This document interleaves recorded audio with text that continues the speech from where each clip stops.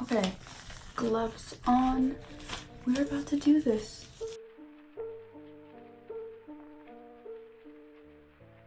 Hey guys, it's Blakehomie, and today I'm going to be piercing my eyebrow. I can't remember if this is one of the piercings I said that I would never get before, but if it is, please don't patronize me because I'm going through a lot right now. So this is what we're doing.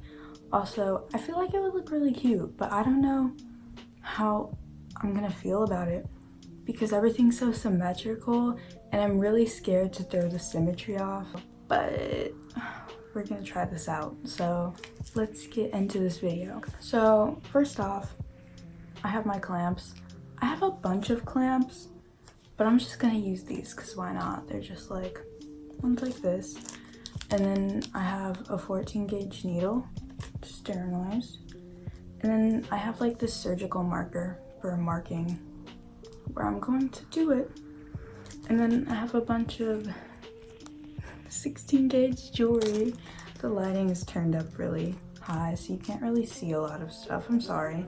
I want to use the spike one, but something's telling me to use the round one just because, oh, you know what? I should just use the spike one. I'm gonna go clean the area with alcohol and then I will be back. I'm gonna go ahead and mark it and then we'll get our gloves on and then we'll get into this. But I'm not really sure where I want to mark it. I have a mirror right here, so where would a good place be?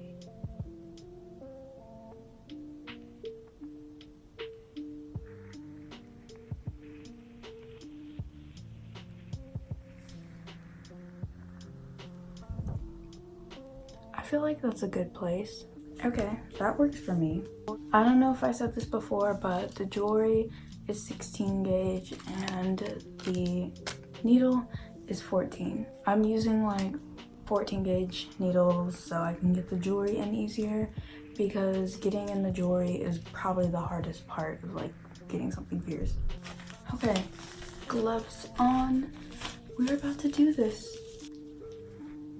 These gloves smell glovey. I don't know if I like that. Here's the needle. It's a really big needle. I don't know if you can tell. Okay, I'm going to go bottoms up. Personally, I feel like that's the best way to do it.